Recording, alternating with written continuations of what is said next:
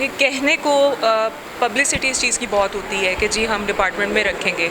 जैसे कि पिछले दिनों मुझे ये सुनने में आया कि जहाँ जहाँ जो मुलाजमत के हकूक़ इनके वायलेट्स हो रहे हैं, हम उनको लेके आएंगे सामने, और सिम लेने जाना पड़ता है तो बायोमेट्रिक करना पड़ता है। उसके अलावा भी और भी बहुत सारे चीज़ें होती हैं जहाँ बायोमेट्रिक रिक्वायर्ड होता है। तो वो इस तरह के और भी बहुत सारे इश्यूज़ हमारे सामने जिन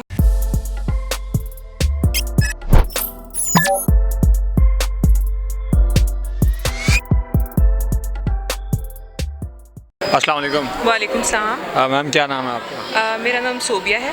मिस सोबिया, आज की हफ्तारी का अहतमाम किया गया था, कैसी लगी आपको? बहुत ज़बरदस्त। मैं तो खुद यहाँ पे वॉलंटियर कर रही हूँ, तकरीबन कोई 12 साल हो गए मुझे, और मैं पेशे के एतबार से वकील हूँ और मैं यहाँ पे अपनी वॉलंटियर सर्विस दे रही हूँ। आप यहाँ पे लीगल एडवाइजर की सर्विस देती हैं? जी, क्योंकि मैं पेशे के एतबार से लॉयर हूँ तो मैं यहाँ पे अपनी लीगल सर्विसेज ही देती हूँ। अच्छा। और उसके अलावा कि क्योंकि मैं काफ़ी इदारों के साथ वॉलंटियर कर रही हूँ, तो ये है कि जैसे हिलाले अहमर का इदारा है, तो जैसे वो कोई सर्विसेज अपनी कोई फ्राहम करते हैं तो इनकी कोलैबोरेशन में करवा देती हूँ। जैसे पिछले दिनों हमने 2 दिन की ट्रेनिंग करवाई थी फ़र्स्ट एड की इन बच्चों को, जो कि फ़र्स्ट टाइम ऐसा हुआ है कि स्पेशल बच्चों को भी कोई फ़र्स्ट एड की ट्रेनिंग दी गई है। जी।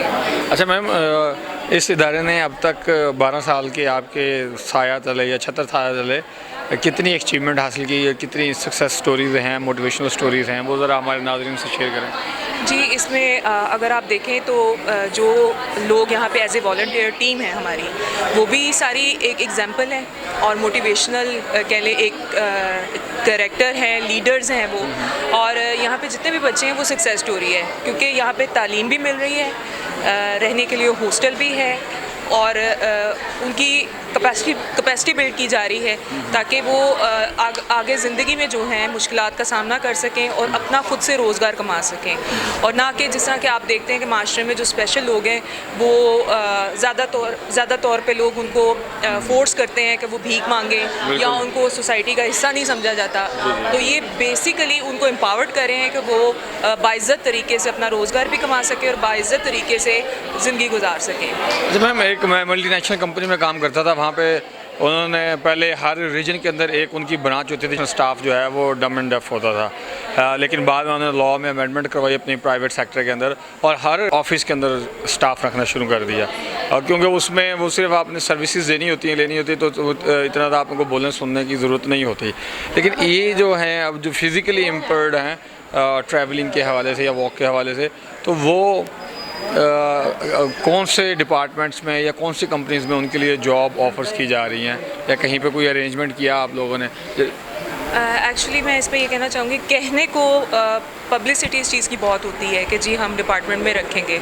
जैसे कि पिछले दिनों मुझे ये सुनने में आया कि कुछ हाई कोर्ट में ही वैकेंसीज़ आई हैं, और क्योंकि वो डेफ एंड डम्ब थे तो उनको इस बेसिस पे डिस्क्रिमिनेशन कर दी है।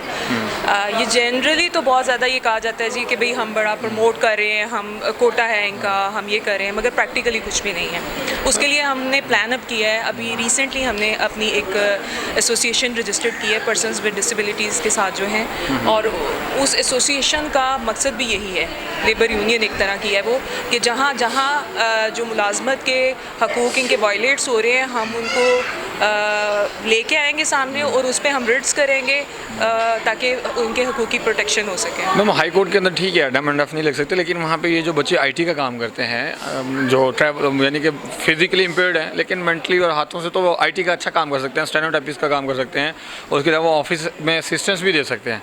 उसमें तो अब सारी डम एंड डफ तो नहीं है ना, फिजिकली भी तो है, तो उनके लिए हाई कोर्ट के अंदर नहीं जगह बन सकी भी। सर यही तो मैं आपसे बात कर रही हूँ कि प्रैक्टिकली मीडिया पे या वैसे जब सोशल इवेंट्स पे इस तरह के लोग आके बातें तो बहुत कर जाते हैं, मगर प्रैक्टिकली कुछ नहीं करते। इन्हीं चीज़ों को तो टैकल करने के लिए अब हम इस पे लीगल तौर पे रेट्स करेंगे और हम अप्रोच करेंगे कोर्ट्स में। क्या आपने कोई रेट का असाइनमेंट तैयार कर लिया, उसका प्री वर्क कर लिया, या अभी वो होमवर्क रहता है? अभी होमवर्क चल रहा है, और इसके अलावा भी बहुत सारे इश्यूज़ हैं। जैसे कुछ हमारे साथी हैं जिनके हाथ नहीं हैं और सिम लेने जाना पड़ता है तो बायोमेट्रिक करना पड़ता है। उसके अलावा भी और भी बहुत सारे चीज़ें होती हैं जहाँ बायोमेट्रिक रिक्वायर्ड होता है। तो वो इस तरह के और भी बहुत सारे इश्यूज़ हमारे सामने जिन पे हमने वर्किंग करनी है। हम अपना पेपर वर्क अभी कर रहे हैं ताकि हम पूरी तैयारी के साथ इसको कर सकें।